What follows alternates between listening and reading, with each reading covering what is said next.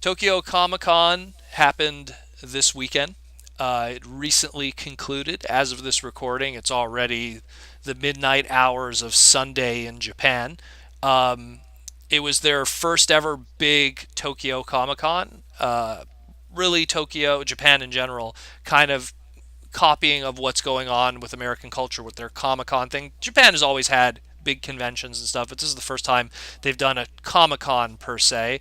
They had a huge, crazy list of guests of ranging from Stan Lee and a lot of actors and stuff like that from different movies. I know Steve Wozniak even was there. Oh Just wow. a weird, like, Carl Urban was there, Nathan Fillion, Michael Uh-huh. Rooker. Like, just it was pretty much Comic Con over Hmm. here in America, but they did it in Japan. Right. But what was interesting about it was a very Transformer heavy weekend, being in the land of Transformers per se. Hmm. And my buddy Hydra Andrew was down there.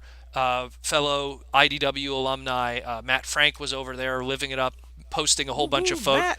Matt was posting a whole bunch of photos on his Facebook, making me jealous as hell because every evening he was going out, hanging out with Toku live action actors.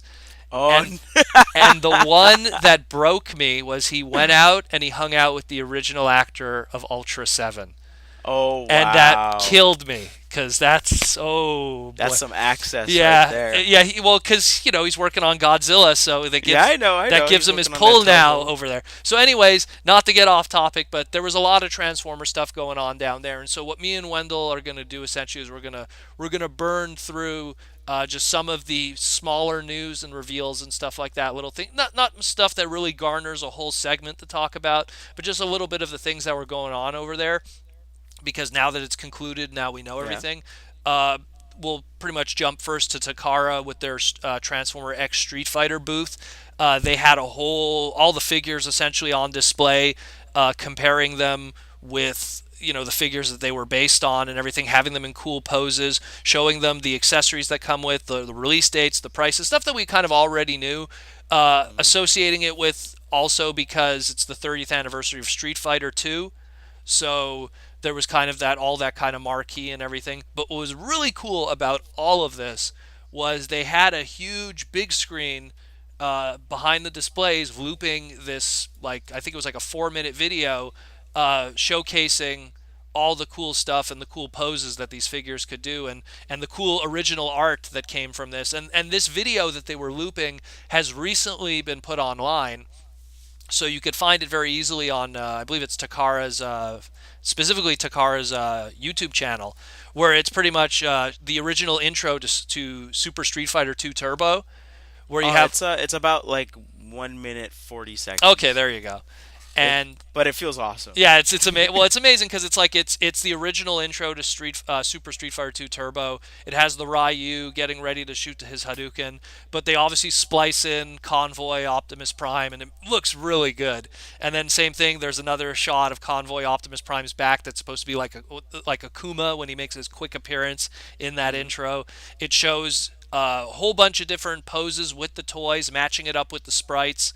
One thing not to get confused is when they show the characters in the video, it'll always say Ryu scanning Optimus Prime, or Ken scanning Rodimus. It's actually incorrect because Japanese you read from right to left.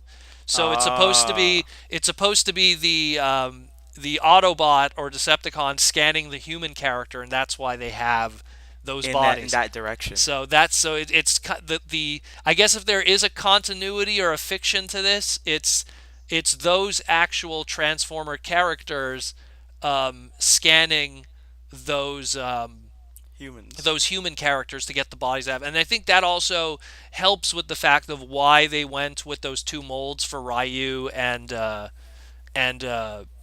and Bison, because they Hmm. wanted to have characters that were Optimus Prime and Megatron.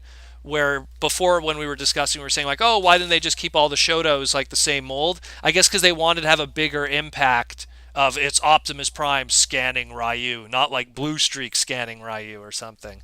Right. And same thing with the big bad Megatron and so on. So if there is a fiction, maybe there will be, maybe there'll be a comic pack in with these. We don't know yet. Hmm. But it is pretty cool. So that was something they were showing at their booth. Another booth, which was a huge booth at the show, was Transformers: The Last Night King. Now, in Japan, Transformers: The Last Night is called Transformers: The Last Night King, and it was this humongous booth, probably the biggest one Transformer related at the event, just to promote that the DVD was coming out that same weekend in Japan. And DVDs and Blu-rays in Japan are a big deal over there. All So right. for them, it was like, oh, it's a big thing, and they had a huge booth with tons of amazing displays. Some of these displays have been seen at previous BotCons and at the recent HasCon. But they were showing off like all the toys that were available for the movie and stuff. They had a one by one scale Squeaks on display. They had a whole bunch of cardboard signage, and also they had a whole bunch of contests and stuff. The Japanese comedian Junichi Davidson, he's like a late night comedy show kind of and variety show host. He was there in person and he was hosting a transformation contest and a whole bunch of little things here and there. And so they had this huge, crazy display. Again, the photos. I'm going to post some of the photos of it because the display was really epic looking. Um, Yeah. Like a light, a big light beacon. Oh yeah, literally, like it was a huge thing, and they put a lot again to bring in celebrities and stuff like that to host little Oh fan. wow, and it's the 10 years you mentioned that, right? 10 years Yes, of the movie. yeah. Well, that's why they're really playing up everything, and just it was a big celebration of that. Another booth was Prime1 Studios was there, which are known for doing statues of all kinds of different, not just Transformers, but all kinds of different pop culture lines.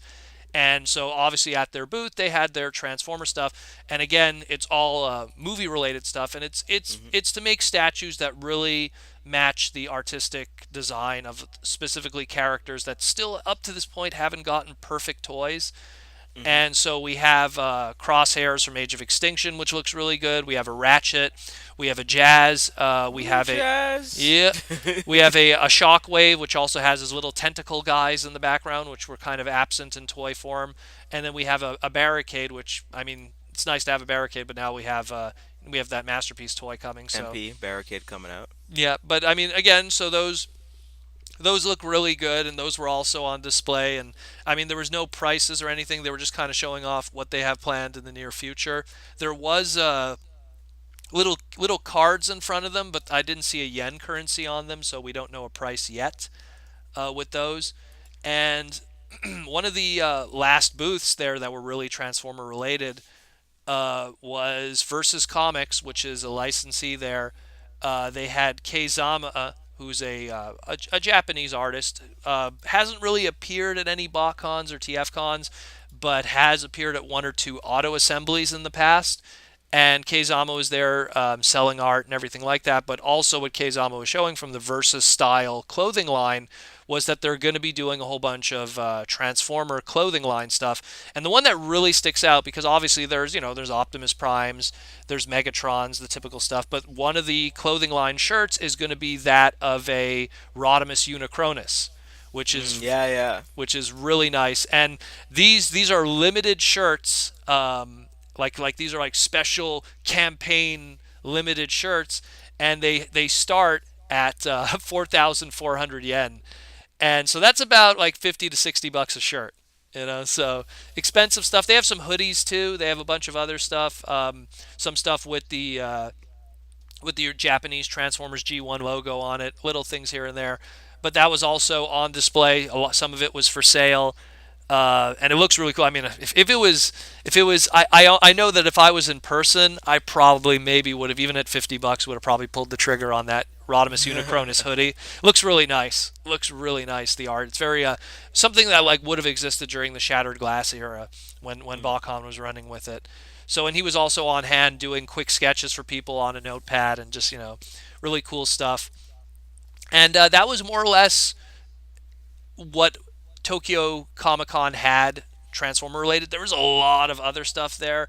I know that if you want to kind of like really be, oh, well, they also had some Diaclon related stuff that was on display there.